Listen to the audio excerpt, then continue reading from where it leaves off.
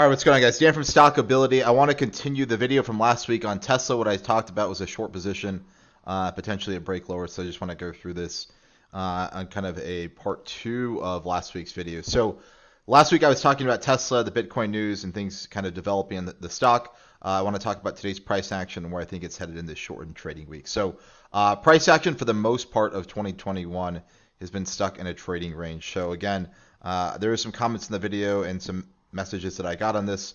I'll just talk about it from pure price action perspective. So look, I know there's a lot of things going on with the company. I know there's fundamental things that drive this in the back end, but with most asset classes, whether it's Tesla, Poshmark, natural gas, it doesn't matter what it is.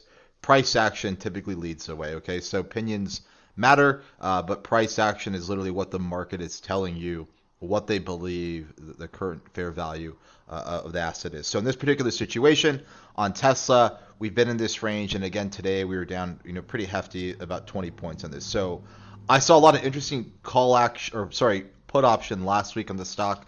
The put call ratio is something I talked about. It was hard to make out too much as to what I wanted to see as far as direction bias on it.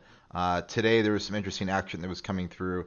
I didn't sit here, and just to be clear on this, for those of you that are new to the channel or trading, I don't sit here and watch the option flow all day long. It's not something I care about. All I really do is end of the day, or even in the morning session, I come in and see what's going on. During our guided trade session, which we kind of lead like an hour session in market analysis, I noticed today there was a large size order that came in today, basically on the 805 puts that expired this Friday. So again, whether this is a hedge or not, it's too hard to tell. But again, I see these type of things happening, and it's not my sole reason for making a trading decision. So a lot of you, and I talked about this in one of our classes last week, who follow quote unquote options flow. Again, it doesn't mean anything, right? Institutional traders can be wrong too. Whether they buy $1 million position or 10 million, it doesn't mean much, right? On obscure stocks where it's, not an S&P 500 stock, not a NASDAQ stock, where it's some obscure mid cap, and you see a lot of options flow come through. Is there the ability to find edge in that? Yeah, of course. But on a stock like Tesla, where there's so much options volume on a daily basis, it's tough to find edge. So when I do see this, again, it's just something that I take into consideration as far as price action goes. So today, this stock, what I want to talk about price action wise, made a few things that I thought were interesting to note. So last week, you had this move, it kind of bounced out of there. And then again, we started today's session above Friday's range and we failed. Okay, so in the trading world, I came as a futures trader. We call this outside day reversals. Basically, what it means is when price action opens above the prior day's trading range and fails, it's a bearish signal. So Tesla opened up above the range. It failed. It kind of finished on these lows again. Now, last week, this 793 level, 792 was defended. Again, we got here this morning. The bulls try to come in and defend this.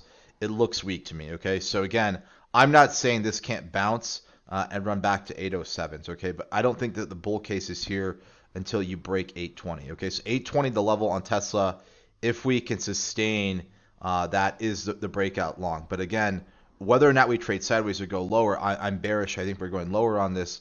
It doesn't really matter too much to me. So right now, what I'm trying to see is if this in fact continues lower.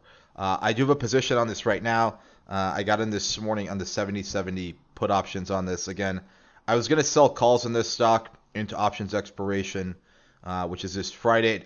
I haven't done so far. If we break the 790 tomorrow, I might come in and start selling options as well in this position.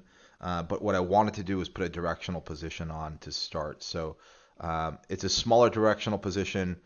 If we can break down, I'm looking to exit these. I have them from about 550 average. I'm looking to possibly sell these anywhere from 1250 to about 16. I have some levels here, 1250 to $1,600 a contract. So that's what I'm looking for on this.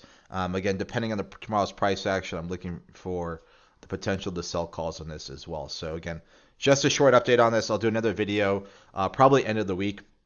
It's a shortened trading week, so I'll probably come in and make another video to discuss this particular trade. But again, price action's pretty weak on this.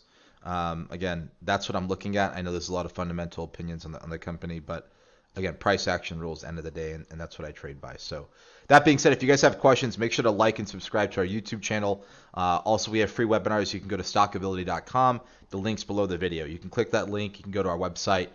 We have some webinars you can attend for free to learn more about options, trading futures, price action, and a few other things as well. So that being said, I'll see you in the next video, and have a good trading week.